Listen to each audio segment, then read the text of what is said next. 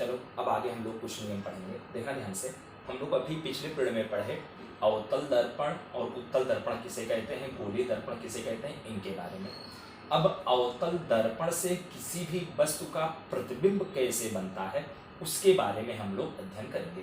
तो यहाँ पर सबसे पहले हमको ये पढ़ना है कि अवतल दर्पण के लिए किरण आरेख के कुछ नियम, मतलब अवतल दर्पण में प्रकाश कण कहाँ से आपतित किया जाए, फिर प्रकाश कण परावर्तित कहाँ से होकर जाए, इसके लिए 3 महत्वपूर्ण नियम है। इन 3 नियमों को आप लोगों को खूब अच्छे से तैयार करना है। तो पहला नियम तो ऑलरेडी आप लोग पढ़े थे, जो मुख्य फोकस थी उसकी परिभाषा में भी, यदि अवतल दर्पण में मुख्य अक्ष के समांतर प्रकाश की किरण को आपतित किया जाए, देखें समांतर प्रकाश किरण को आपतित किया जाए तो परावर्तित प्रकाश की किरण मुख्य फोकस से होकर गुजरती है। ठीक है, यहाँ पर देखना, ये एक अवतल दर्पण है, ये मुख्य अक्ष बना दिया, ये P है, ये मुख्य फोकस F है, और ये वक्ता केंद्र C है, और ये P ध्रुव है। अब देखना, मुख्य अक्ष के समांतर जब प्रकाश कण आपतित किए तो परावर्तित प्रकाश कण मुख्य फोकस से होकर गुजरी। तो ये नियम आप लोग विशेष तौर पर ध्यान देना, यदि मुख्य अक्ष के समांतर प्रकाश की किरण को आपतित किया जाएगा तो परावर्तित प्रकाश की किरण मुख्य फोकस से होकर गुजरती है। ठीक है, अब देखना दूसरा नियम, यहाँ पर ध्यान देना, यदि अवतल दर्पण में, अब इसका उल्टा है, यदि अवतल दर्पण में मुख्य फोकस से होते हुए प्रकाश की किरण को आपतित किया जाए, मतलब F से होते हुए प्रकाश किरण को आपतित किया जाए तो परावर्तित प्रकाश की किरण मुख्य अक्ष के समांतर हो जाता है। तो देखना, ये अवतल दर्पण है, ये वक्ता केंद्र C है, ये मुख्य फोकस F है, और ये ध्रुव या पोल P है। अब देखना, यहाँ मुख्य फोकस से होते हुए प्रकाश किरण को आपतित किया गया F से होते हुए, तो परावर्तित प्रकाश किरण मुख्य अक्ष के समांतर हो गई है। ठीक है, अब तीसरा नियम है, अवतल दर्पण में यदि वक्ता केंद्र से होकर प्रकाश किरण को आपतित किया जाए, वक्ता केंद्र मतलब C से होकर प्रकाश किरण को आपतित किया जाए तो परावर्तित प्रकाश किरण पुनः वक्ता केंद्र से होकर गुजरती है। कहने का मतलब क्या हुआ, जिस रास्ते से आपतित होती है उसी रास्ते से परावर्तित हो जाती है।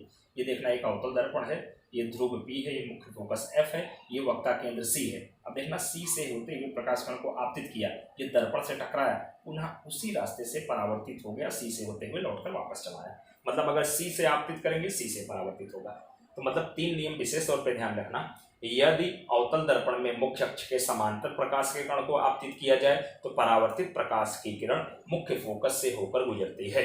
दूसरा, यदि अवतल दर्पण में मुख्य फोकस से होते हुए प्रकाश की किरण को आपतित किया जाए तो परावर्तित प्रकाश की किरण मुख्य अक्ष के समांतर होती है। पहला दूसरा एक दूसरे का उल्टा है। और तीसरा, यदि वक्रता केंद्र से होते हुए प्रकाश की किरण को आपतित किया जाए तो परावर्तित प्रकाश की किरण पुनः वक्ता केंद्र से होकर गुजरती है। तो इन नियमों को ध्यान में रखते हुए अवतल दर्पण से वस्तु के प्रतिबिंबों का अध्ययन करना है।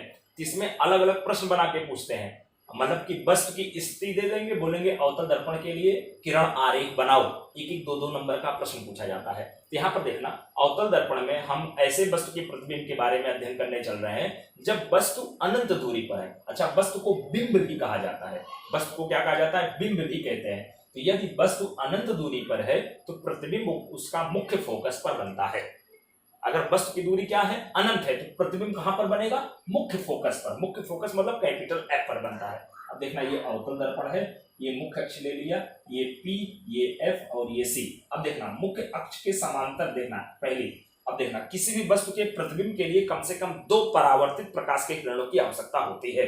तो यहाँ पर देखना ध्यान से, ये मुख्य अक्ष के समांतर प्रकाश के किरण को आपतित किया गया है, परावर्तित प्रकाश किरण F से होते हुए गुजर गई।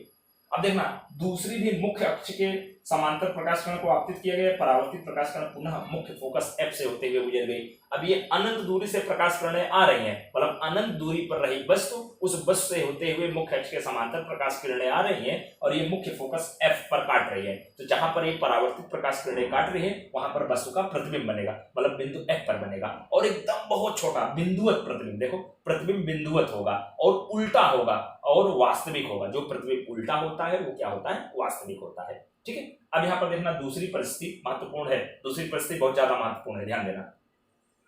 यदि देखना, वस्तु यदि C से दूर हो, मतलब जो वक्ता केंद्र है C उससे थोड़ा दूर हो, तो प्रतिबिंब C और F के बीच में बनता है। अब देखना, ये आपका अवतल दर्पण ले लिया, ये मुख्य अक्ष बना दिया, ये ध्रुव P, ये मुख्य फोकस F, ये वक्ता केंद्र C। अब यहाँ पर C से थोड़ा सा दूर वस्तु AB ले लिया। अब AB के बिंदु A से अगर मुख्य अक्ष के समांतर देखो प्रकाश किरण का आपतित करेंगे, परावर्तित प्रकाश किरण मुख्य फोकस F से होते हुए, और यहाँ पर देखना, यदि सी से होते हुए प्रकाश किरण को आपतित किया तो परावर्तित प्रकाश किरण पुनः उसी रास्ते से लौटकर वापस चली जाएगी। अब देखना, ये एक परावर्तित प्रकाश की किरण है, एक ये परावर्तित प्रकाश किरण है, यहाँ पर काटी है, यहाँ पर वस्तु का प्रतिबिंब बन जाएगा ए डैश बी डैश। यहाँ पर देखना, वस्तु का प्रतिबिंब वस्तु से छोटा होता है, ठीक है।